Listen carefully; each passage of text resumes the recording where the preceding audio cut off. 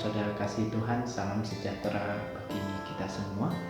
Bapak Ibu Saudara kasih Tuhan, mari kembali kita merenungkan waktu yang indah ini dengan menggali kebenaran firman Tuhan. Dan kita mau baca dan merenungkan kebenaran firman Tuhan dari kitab Kolose pasal yang kedua, ayat yang ke-6 sampai yang ke-8. Ini bunyi firman Tuhan. Kepenuhan hidup di dalam Kristus. Kamu telah menerima Kristus Yesus Tuhan kita, karena itu hendaklah hidupmu tetap di dalam Dia. Hendaklah kamu berakar di dalam Dia dan dibangun di atas Dia. Hendaklah kamu bertambah teguh dalam iman yang telah diajarkan kepadamu, dan hendaklah hatimu melimpah dengan syukur. Hati-hatilah supaya jangan ada yang melawan kamu dengan filsafatnya yang kosong dan palsu menurut ajaran turun-temurun dan roh-roh dunia, tetapi tidak menurut Kristus. Amin. Bapak Ibu Saudara kasih Tuhan, Paulus menasihatkan pada jemaat Kolose ketika mereka sudah hidup di dalam Tuhan, untuk mereka terus tumbuh di dalam Tuhan. Pagi ini kita akan belajar 6 hal sebagai orang yang telah percaya Yesus, dan bagaimana kita bisa penuh di dalam Kristus Yesus. 6 hal tersebut, yang pertama adalah hendaklah kita hidup tetap di dalam Kristus. Hendaklah kita berada tinggal di dalam Kristus. Kita jangan hidup di luar dari Kristus. Karena di Yohanes 15 sendiri dikatakan, kalau barang siapa yang tidak tinggal di dalam Aku, maka ia tidak bisa berbuah banyak.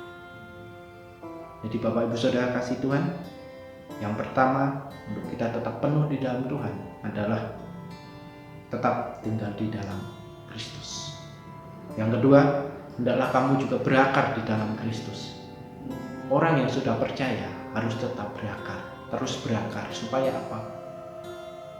Supaya ketika ada badai yang besar menghadang setiap kehidupan kita, kita tetap kuat, kita tetap bertahan, karena kita mau berakar di dalam Kristus.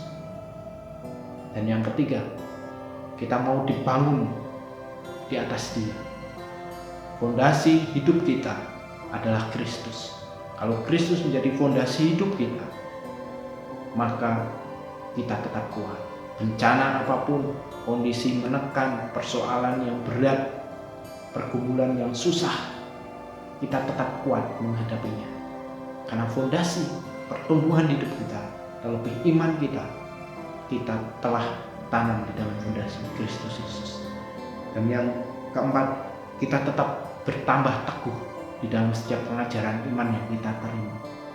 Jangan hanya berhenti ketika kita percaya Yesus, ya sudah percaya, enggak, tetapi mengalami pertumbuhan, terus belajar di dalam setiap pengajaran-pengajaran, hal-hal terlebih firman Tuhan, pengajaran dari firman Tuhan.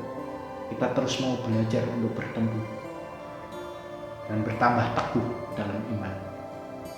Dan yang kelima, hendaklah hatimu melimpah dengan ucapan syukur. Ketika kita sudah menerima Yesus dan mau hidup penuh di dalam Kristus, maka selayaknya kita memiliki kelimpahan untuk mengucap syukur dalam hati kita. Karena mengucap syukur tanda bukti bagaimana kamu memaknai hidupmu, merasakan hidupmu benar-benar di dalam Tuhan, bahwa Tuhan telah hidup di dalam engkau. Dan yang keenam, yang terakhir adalah kita tetap waspada. Menerima Kristus, hidup di dalam Kristus bukan berarti bebas dari segala pencobaan, permasalahan, bahkan ajaran-ajaran yang menyimpang, enggak. Tetapi akan banyak ajaran-ajaran yang menyimpang, yang mungkin orang coba masuk dalam hidup kita untuk menghancurkan iman kita. Tetapi Rasul Paulus mengingatkan kita, berhati-hatilah dan tetaplah hidup menurut Kristus, penuh di dalam Kristus. Dan kiranya kita sebagai orang percaya, kondisi apapun saat ini kita alami, tetaplah tinggal penuh di dalam Kristus Yesus. Kiranya renungan pagi ini memberkati kita. Salam sejahtera bagi kita semua. Amin.